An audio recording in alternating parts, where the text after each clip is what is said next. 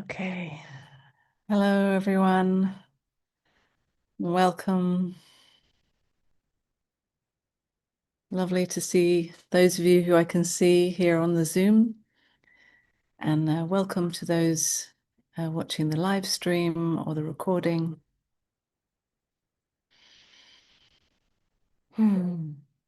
So today's theme, this open meeting, is how to be alone without being lonely, without feeling lonely.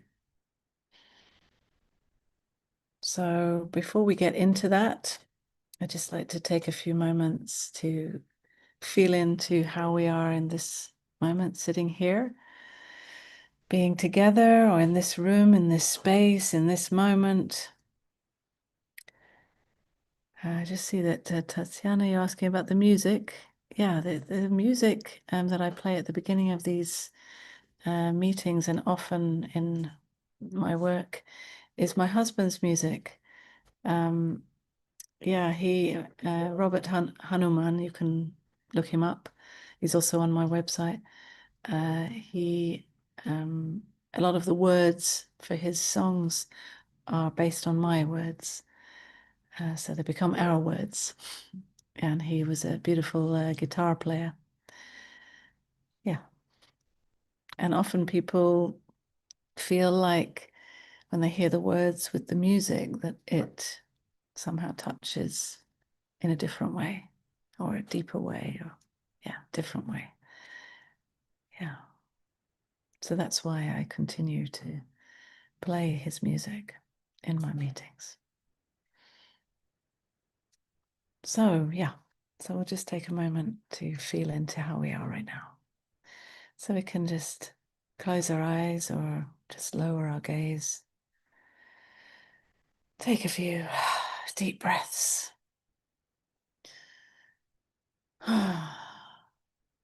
Letting go of anything else that was happening before the start of this meeting.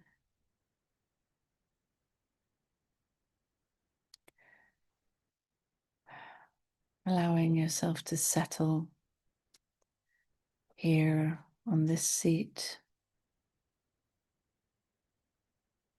wherever you are,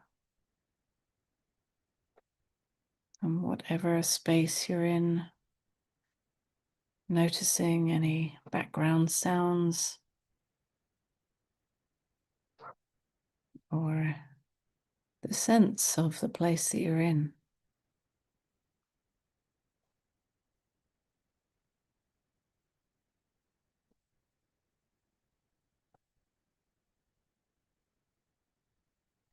And then we can just gently scan this body, noticing whatever is here, knowing that it's all welcome to be here, just the way it is.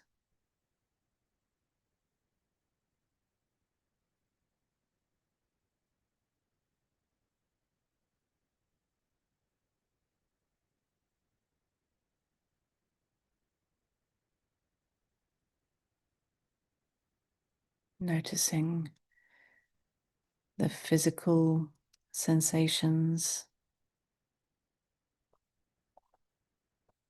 of this body, any tension, any feelings of heaviness, contraction, or expansion, or lightness, whatever is here.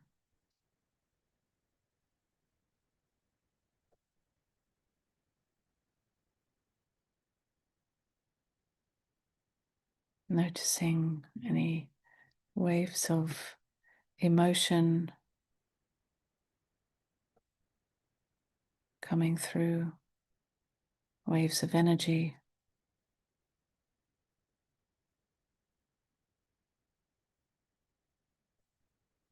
And also noticing if there's any thought commentary about any of it,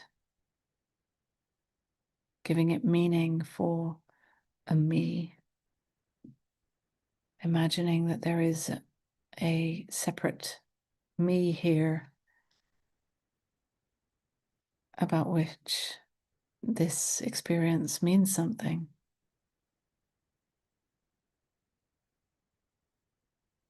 And there's no right or wrong with any of this. We just notice what's here.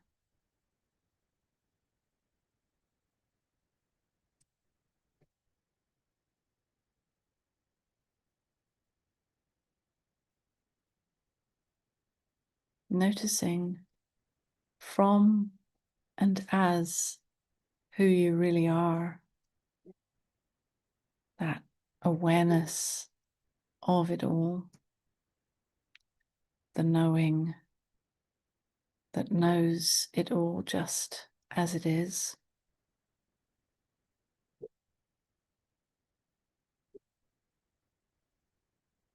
That knows every experience, every wave of energy, every up and every down.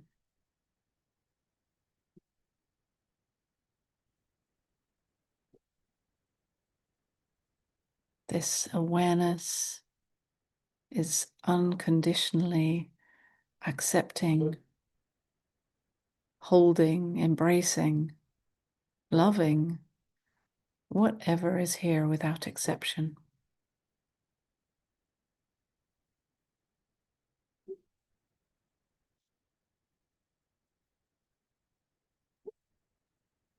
This is the nature of who you are. This is the nature of wholeness.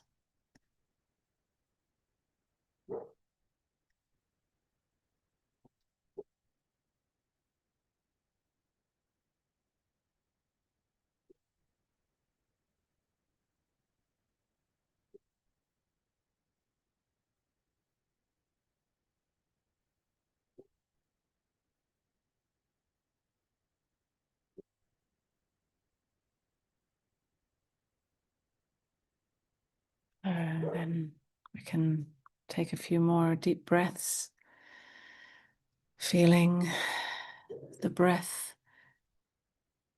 breathing our bellies in and out, the expansion of this body as it fills up with breath, and the contraction as it empties, the waves of life itself as it comes and it goes.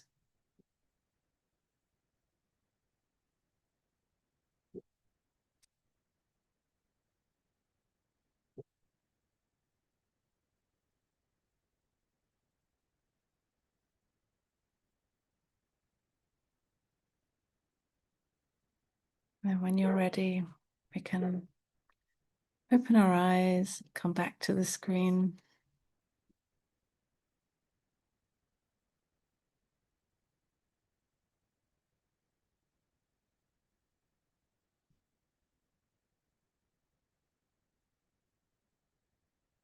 So, our theme today is how to be alone without feeling lonely.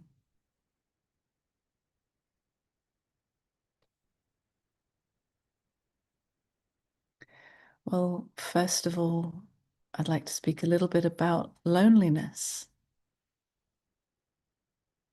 because I feel like this is something that we can all relate to in some way or another.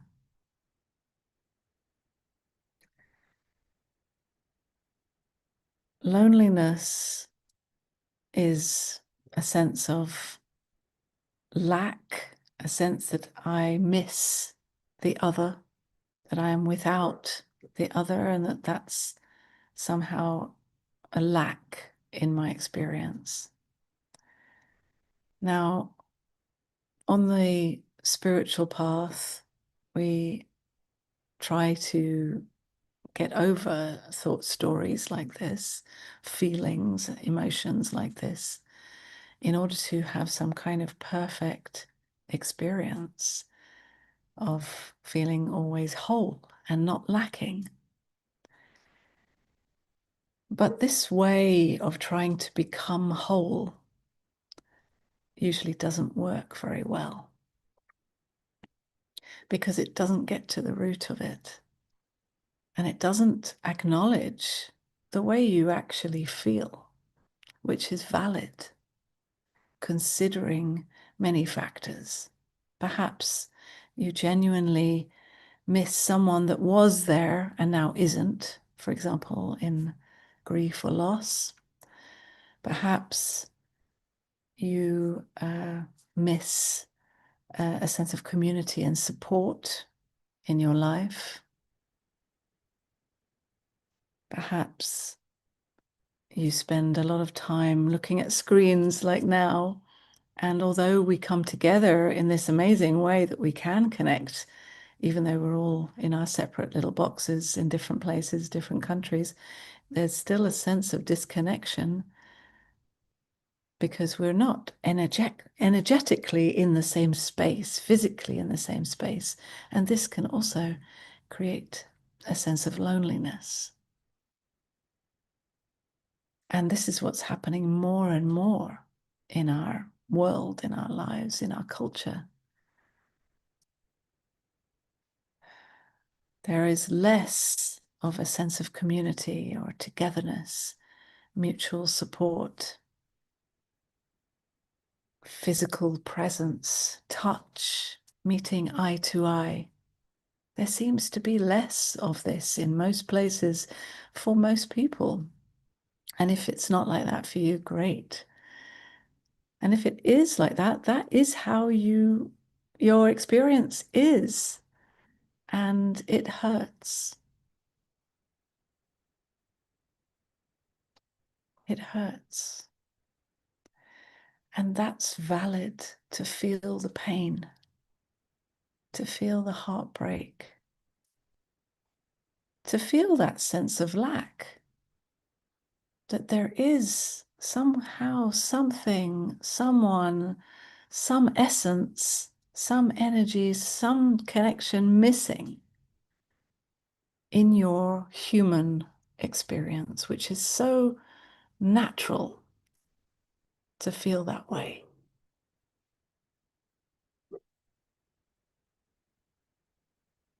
So this is why I first and foremost want to acknowledge that your feelings are okay.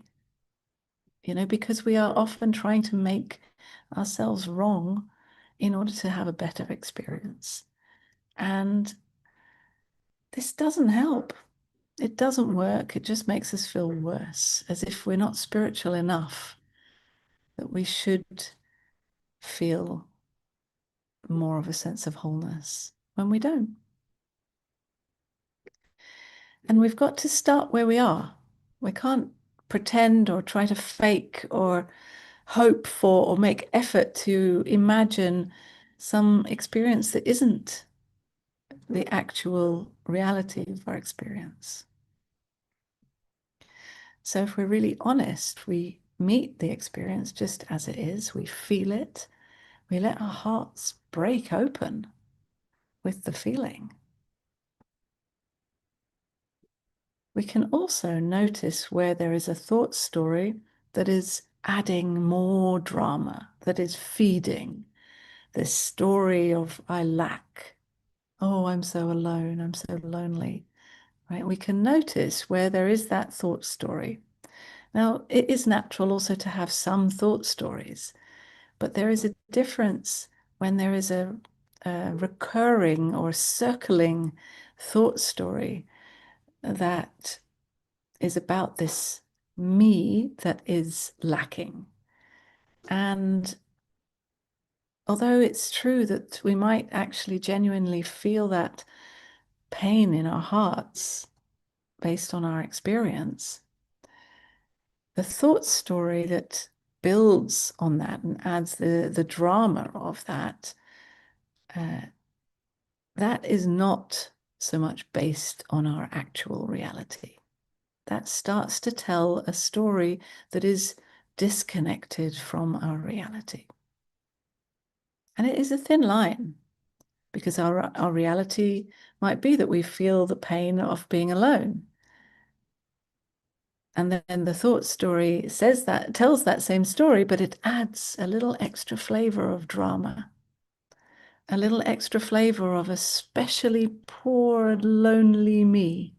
And it has a different flavor.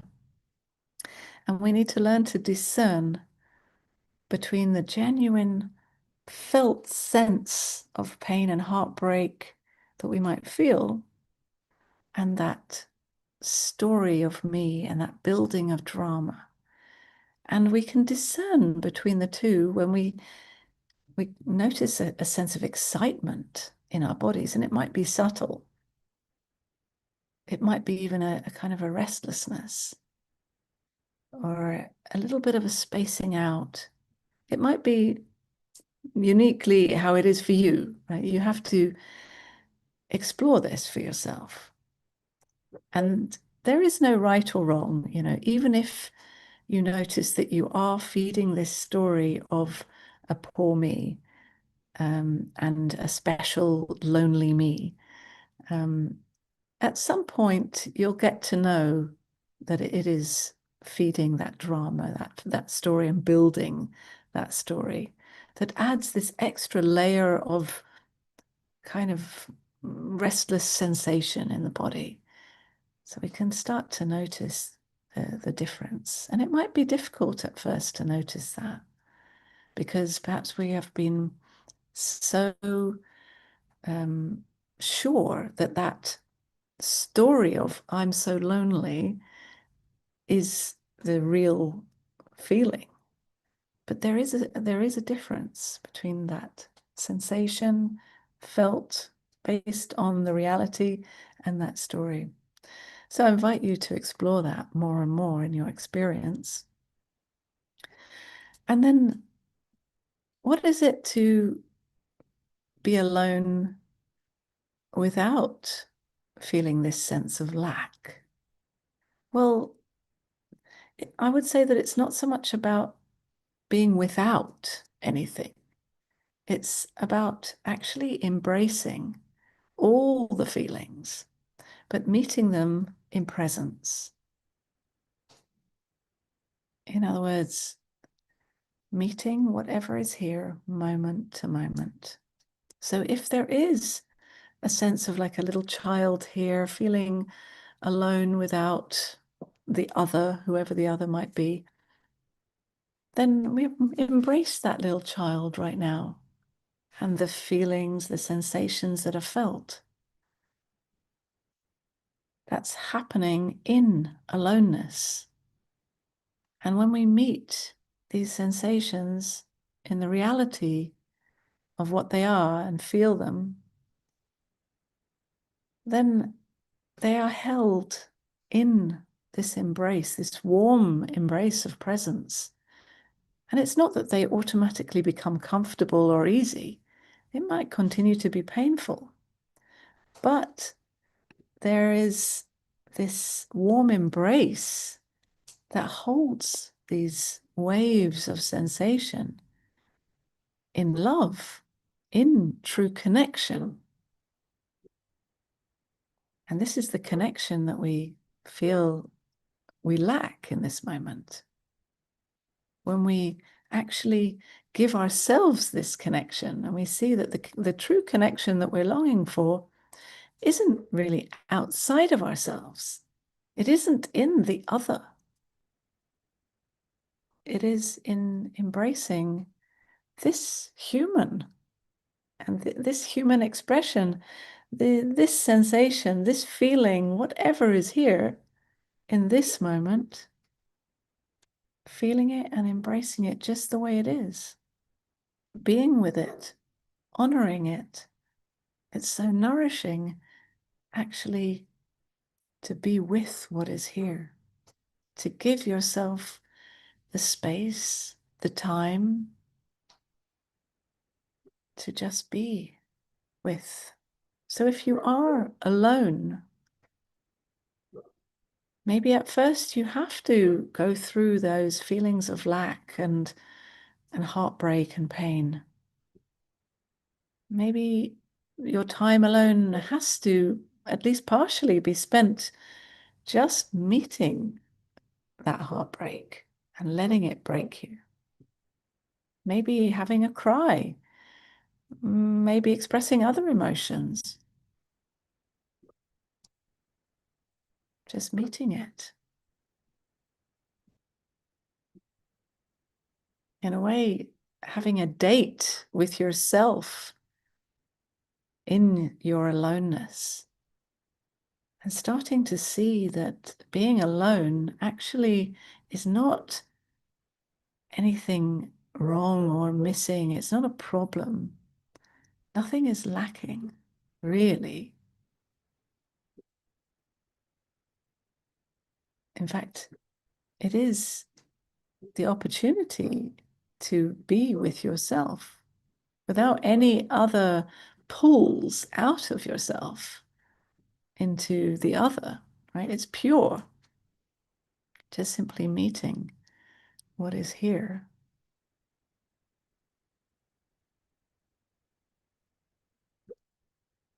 It is a gift, in fact.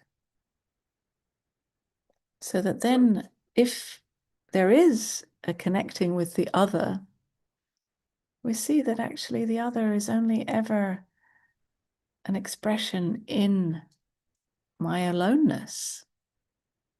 That the dance of connection with the other is only ever an opportunity to explore and meet and know myself in all these different ways.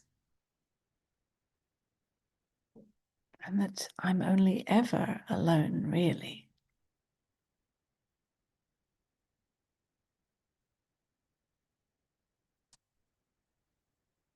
So how could I ever be lonely? In truth, right?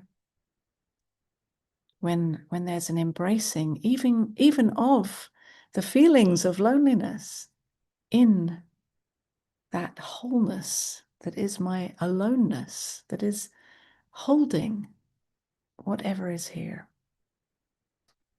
in love, in absolute love.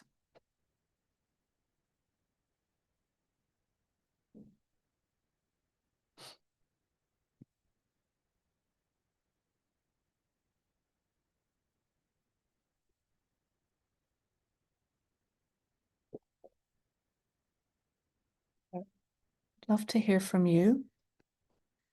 If you would like to have a dialogue, you can raise your hand. If you would like to type a question in the chat, you can do that too. For those who are watching the live stream on YouTube, I unfortunately cannot respond to questions there, only on the Zoom. Tatiana. Hi. Hey, nice to see you. Same. Thank you. Thank you for this meeting and for this team. It's quite appears quite appear in my life. It's very familiar, is it? Yeah. Mm. Yeah. And I wanted to share that I actually I could say it's not that I started to be lonely about myself, but I guess it's more or less same experience for everyone. It's like we are more or less, I am, okay, I would speak about myself, always lonely. Or always, but the thing is to realize it. And there is a difference while feeling, being alone and feeling lonely is a really huge difference. When I am in contact with myself and in contact with what is, then I am not lonely at all. Yeah. It's Yeah. even opposite. When I'm alone, I can feel this contact, and then there is no loneliness. But Yeah. when I lost this contact with myself and with this what really is, then it doesn't matter. I cannot feel it with anything else. Then I'm lonely alone, and then I'm lonely with others, and then this existential loneliness, and I cannot feel it with anything else. It's not possible. Yeah. Only, So then yeah, the question is then how to get back in contact with exactly. yourself. Exactly. Yeah. And you know, the beauty of this body is that it's always here. I mean, you know, until this body dies, this body is here, and this is an opportunity all the time in every moment to come back, you know, to feel the sensations, even the sensation of sitting here on this seat. You know, this is here, this is available. It's an invitation anytime to feel the connection, to feel what is presently appearing.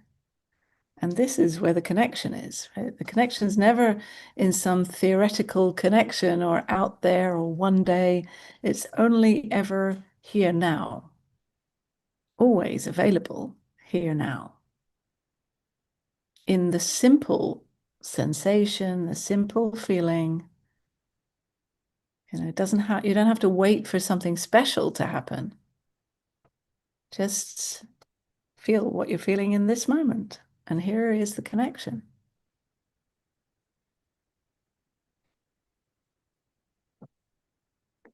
Well, is it that simple? Yes. It's, you know, it seems to be more complicated when you have some kind of idea of how you should feel or how Yeah. connection should feel, right? And, you know, if you have this idea that connection with your true self should feel expansive, for example, then, you know, if you just in this moment feel how you're feeling, well, you might first feel a sense of contraction, right? You might first feel just, you know, ordinary sensation of sitting on this seat. What's so special about that? But this is the reality of what's actually here, not what you'd like to be here. Because what you'd like to be here is not present right now. It's just a thought, it's just a dream.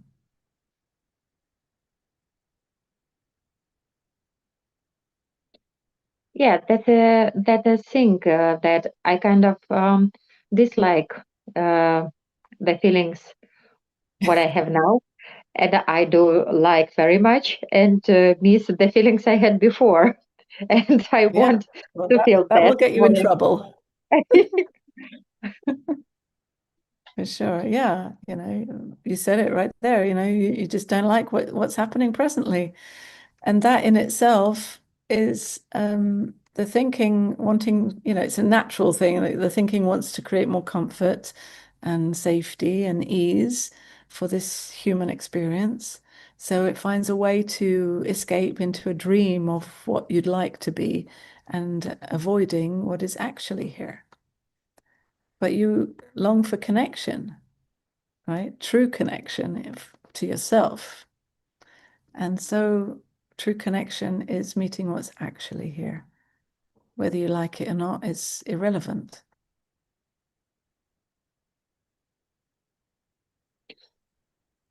Yeah, I understand. I hear you. Okay. All right. Thank you. Mm, thank you. Thank you.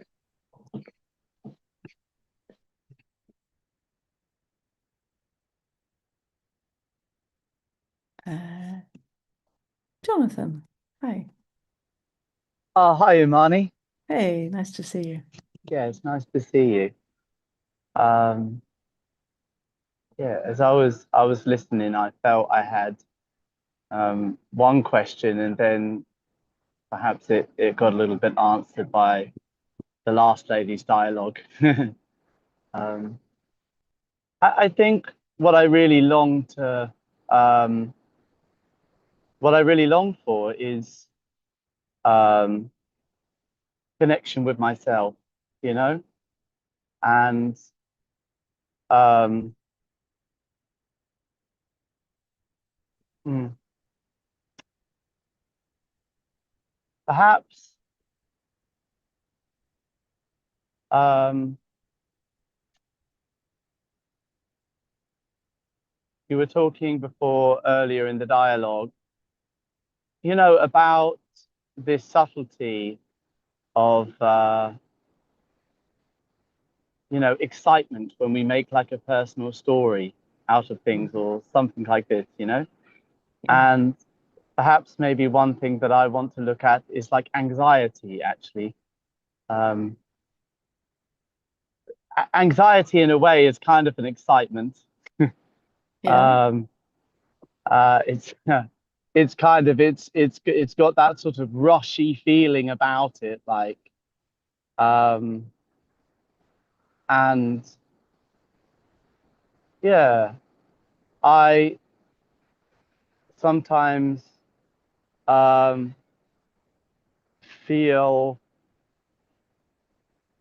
like anxiety about my connections, you know, and it's a real painful um,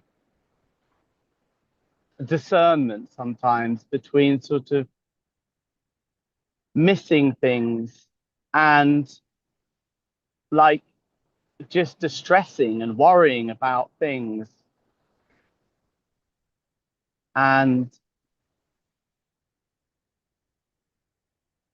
yeah, I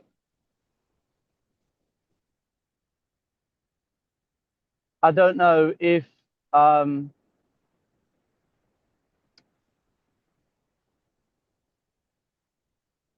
oh dear. I feel like I'm lost a bit.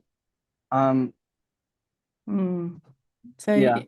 you speak about anxiety and and worry, feeling distressed and worried about your connection. Do you mean that? Do you mean that the anxiety comes up because you're not feeling the connection? Well, like I'll be like a little bit more specific about it. Um, Okay. I think that I've just had a tendency, and I've sort of expressed this before in meetings with you, that a tendency towards sort of anxious attachment. And sometimes I feel like this connection with uh, this girl Sarah that I was seeing in Portugal before I left some time ago. I don't know. I really had the feeling um, that this time round that this kind of wasn't going to happen again, you know? And then it's really quite painful when that stuff does come up again, and then when I realize that, I do recognize that that's not really, that part of it's not really about her. You know what I mean? It's just sometimes just like waking up in the morning and just the thought just coming into my head and just feeling like really panicky, or um, just feeling nervous and anxious and yeah, I wonder, I'm just trying to frame it a bit in my head. Um, I guess what we feel is what we feel, and that's an energy that's coming up, but it's uh, discerning that personal story out of it or Yeah. drama, you know? Yeah. Yeah, especially when it's something that you've been used to telling yourself, perhaps your whole life or many years, in similar situations, you've been circling in those thought stories a lot. Mm, And it's just a habit as well, as well as, mm, um, the thoughts trying to do their best to create a sense of safety and control in mm, an unknown situation, mm, or unsafe situation. Um, so the thoughts are trying their best with what they have learnt. mm, And um, they will continue to do that until they feel, more of a sense of safety, or not they, until there is more of a sense of safety and okayness with feeling uncertain, Mm. because those thoughts, they're just filling the gap in the way that they have been programmed. It's not their fault. They're not doing anything wrong. And often in relating of any kind, there is a lot of uncertainty, right? Mm. I mean, in life, right? Life is uncertain. And, it's uncomfortable to feel that, Mm. to feel the not knowing, the not understanding, the out of control, not safe. To feel that in your body, it feels very uncomfortable. Yeah. It feels in some way that there's such a sadness underneath it, you Mm. know? Um, and yeah, I resonate with what you're saying about it being sort of like a habitual thing. This sort of thing has been with me for my life for some, although I have like a large parts of my life, but I haven't really been aware of it so much as a pattern, maybe until the last couple of years, and especially around So relationships with women. becoming aware of it is, it's the first step, really. And Mm. in a way, these things have to kind of get worse before they get better. Because in getting worse, it's like they become more obvious, so that we can really become aware of all the mechanisms in that whole process. Mm. Um, Not just on the mental level, but also emotional, physical. We can we can really feel into how this is working and what is needed here. Because Mm. these mechanisms are little children, right? That in us that need they're crying out for something. And until we really listen to them and take care of them and honor them and hold them in what they're feeling, they're going to keep crying.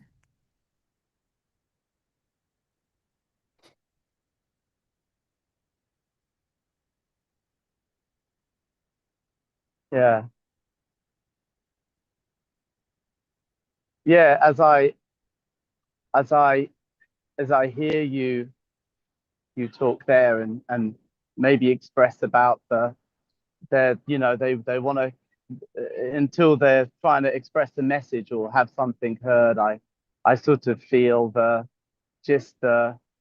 feeling of some of that, um, just being able to be with some of that pain that feels like there's underneath that somehow. On the surface level, I wish that on surface level, I wish that there was some really clear way I could differentiate between, like, so I could just clearly put it in this one thing and another thing, so it didn't sort of confuse my system, Yeah, like, I for example, understand, but it's a the different. process. Mm. It is a process of discerning more and more. And I hear that, your mind would like it to be very clearly discernible right now. Mm. But I feel like it's a process that goes on. Maybe even the rest of your life, you'll be kind of discerning between this and that. Mm. So it's more about Yeah, making friends with these things, because then most likely going to accompany you for the rest of your life. And the more we make yeah. friends with them, the more actually they can come to rest. Not that they necessarily have to go away, but they come more to a sense of like, well, this isn't a problem. This is just a wave of something passing through. Mm. And I feel like the more you speak about it or acknowledge it or write about it or maybe you make a song about it or whatever it is, the more you kind of feel into it, express it, the more clarity you'll get with that, and the more you'll be able to discern. Yeah. And that's challenging for me sometimes because I think sometimes it makes me feel a little bit angry because I feel that it sometimes feels like I'm getting something wrong, you know, um, and I, and I don't want to sort of um, I don't want to destroy relationships that I make with people because they're really important.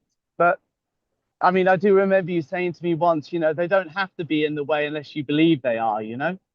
But yeah, it's challenging for me sometimes to uh, be too forthright about some of the stuff that comes up because I feel it will um, maybe scare people off, or Jonathan, the way you express what is real and raw and true for you, even if it's messy and, not perfect, not spiritual, it is so beautiful, because it's real. And, if people don't like that or are put off by that, well, then they're not your people. Then let them go and play with somebody else. yeah, For you, you need to attract people who appreciate what is in your heart and the mechanisms that are playing for you, the feelings that are playing out for you. That's what's it true and takes real. it takes a little bit of courage. Yes, absolutely. Yeah, and the whole world is playing games and pretending and faking and being covering up all the messy stuff. And so yeah, it does take a lot of courage to peel it all away and say, yeah, I'm a mess. But you know what? People love that. They long for it. They long for like the permission to be a mess. So when you do it, you actually naturally give other people around you permission to do the same thing. Oh, yeah, I mean, of course, it like experientially, um, it's very much been that way too. Mm, The yeah, case is it's been the case, but yeah. I really appreciate you. Um, I really appreciate you acknowledging that, saying that. Um, And it does take courage. And I also so appreciate your courage in this to keep, exposing and going, yeah, but here's my heart. It's broken. Yeah. it's not Thank even you. broken over anything particular. It just seems kind of a bit No. broken. Yeah, Um, but that's how it is, right? The brokenness is the openness. hmm. It's beautiful. It's real. It's just true. But thank you so much for bringing Yeah, it thank here. you so much. I'll listen back to that. That was really sweet. Thank you, Muddy. It's nice to see you as well. And you. Yeah, lovely. Okay, Thank you. ciao.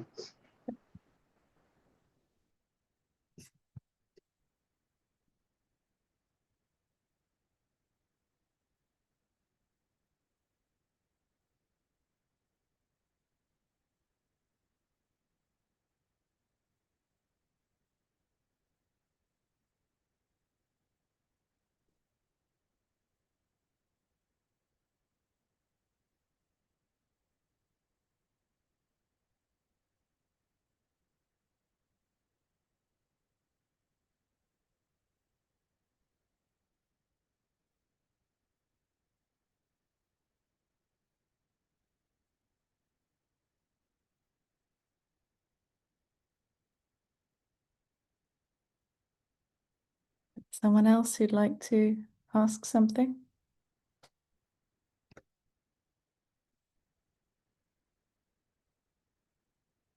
or share something. It doesn't even have to be a particular question.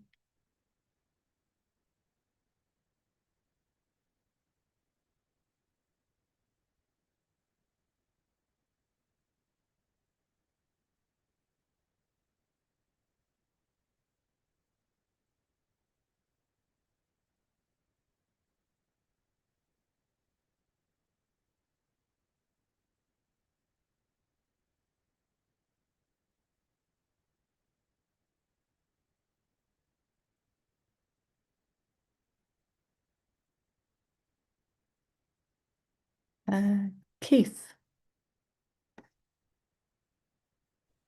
It was just to say the energy movement in me listening to Jonathan there, just lots of tingles and shivers and just the authenticity. Yeah. Just right raises something in me. Yeah. You see? Yeah. You see, Jonathan? Touches people. It's true. Yeah, thank you. Thank you for saying that to us all, not just to Jonathan, but it touches us all when, it's like we realize that there's no separation in our experience when we kind of strip ourselves open, then we realize that actually there's no reason to hide, really. I know it's scary often, and we might be attacked or rejected but when we do take that risk, it's alive, it's real, it's beautiful. Thank you, Keith.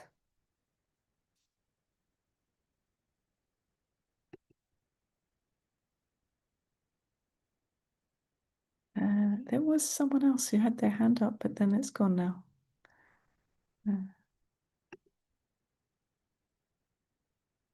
Oh, it was Tatiana.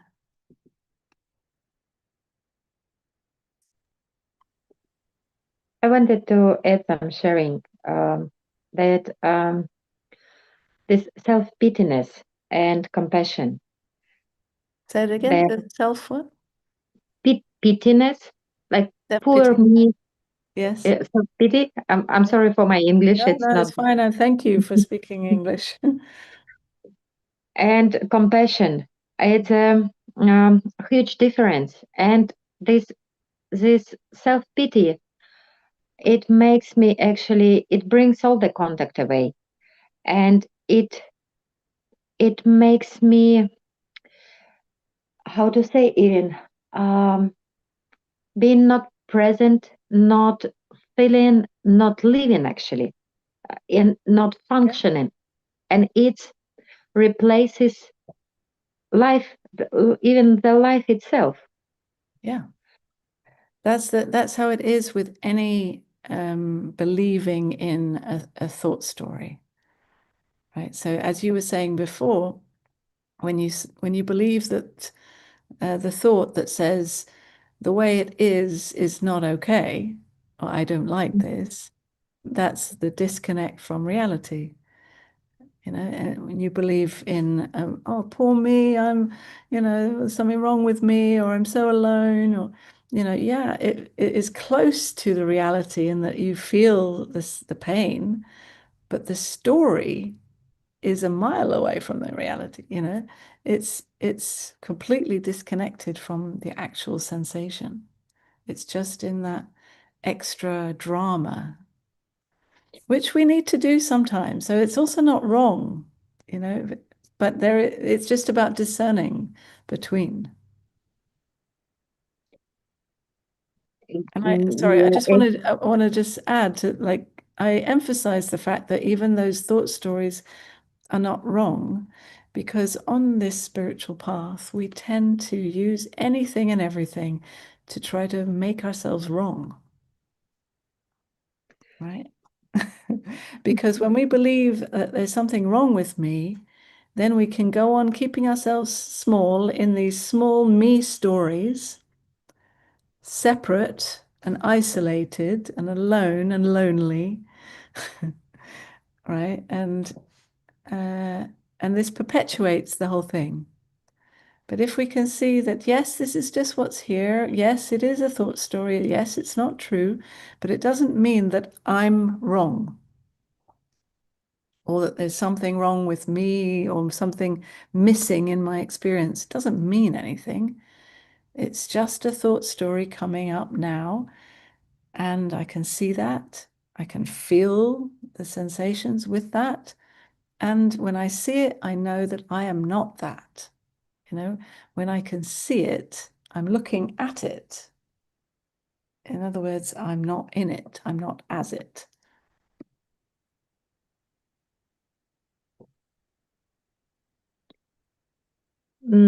Yeah, I understand. I remember this experience, but yes, but at the moment I don't feel like that. And of course I do blame myself. So I'm quite dramatic actually. And I'm angry to myself for that because I'm not allowed to. Yeah, I am. I have to be. I have to be. I'm practicing. I'm going spiritual way. And how could you to be so dramatic and to be so? I mean, you understand, and to feel Yeah. this and to be covered by that, and This idea, this thought story that I'm wrong, I shouldn't be dramatic is just another one, it's another layer of a story of me that kind of overlays the other ones. yeah, the onion. There's the Yeah. onion story. Yes, yes. Yeah, and sometimes the most sneaky me story is the spiritual one that has spiritual ideas about how I should be. And those spiritual concepts might be beautiful concepts, but as concepts, as stories, they're just there to make me wrong. Even though in their essence, they're a beautiful description of reality, the way the mind takes on those concepts, they just take them on as like fuel for this poor me story or self-pity.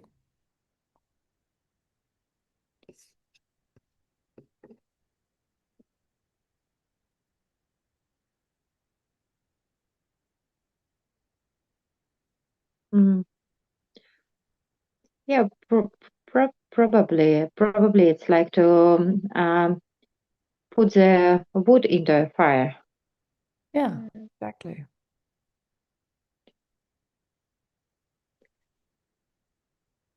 Yeah, it's maybe all this pain is just the pain of thine ego. I'm not sure, and all this sufferings is Well, actually a this bubble gum. this word ego also is often used to make yourself wrong, right? That if you say, "Oh, it's the ego, I shouldn't be in the ego," again, you're making yourself wrong. It's also normal that these kinds of thoughts and feelings do come up. It doesn't mean anything about you because who are you? Right? It comes back to the bottom line. Who are you? Who do you believe yourself to be? Yes, that's a very good point. Mm, I remember this in my memories, this experience of what really is and who I who I really am. But at the moment, it's this story, and it makes and I feel angry. Really, I feel that angry that I do kind of live this, even having experienced the reality. Yeah. So it's So then in this moment, if you feel angry, then this is the reality to feel. this is the point of connection that we were talking about earlier. To feel the anger in the body. You know, where do you feel it right now? I feel it in the chest, shoulders, and head. Okay. Yeah. So just stay with that. Feel it. It doesn't mean anything. It doesn't make you wrong to feel that. It's just what's here.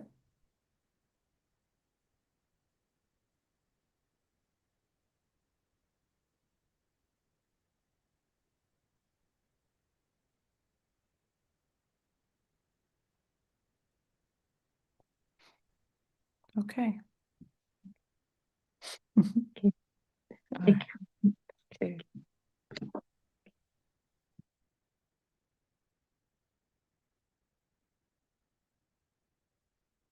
I see Dennis wrote in the chat, just an observation as a counselor.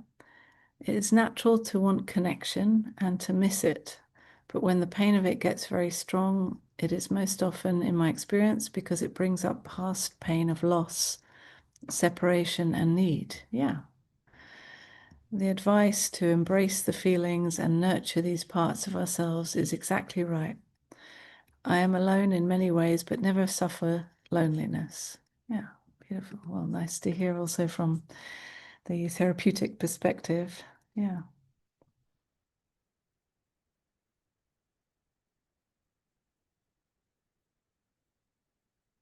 Yeah, I mean, often this loneliness is not just based on how we feel at the moment. It's based on childhood stuff that maybe we felt lonely when we were children.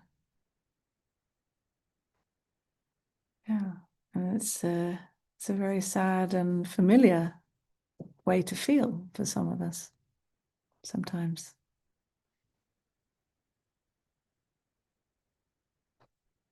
And it also can take some courage if it's so familiar, even from childhood, to feel that way. Can take some courage to just meet the sensations and the feelings and step out more and more of that from that thought story, that belief that there's something wrong with me because I'm alone, that I'm missing something. Yeah. Mm.